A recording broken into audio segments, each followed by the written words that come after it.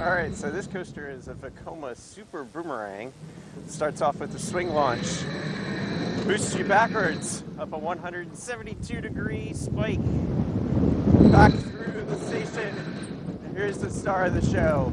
You're just gonna hang upside down for a little while. And then through another launch. Some great air time.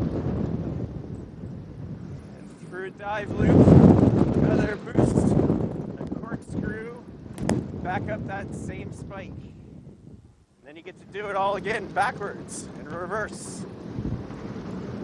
There's that boost.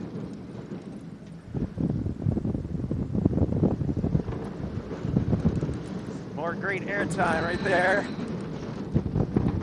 And we'll just hang out here for a while until we come back into the station. Whew. There you have it. That is the Flash vertical velocity at Six Flags Great Adventure.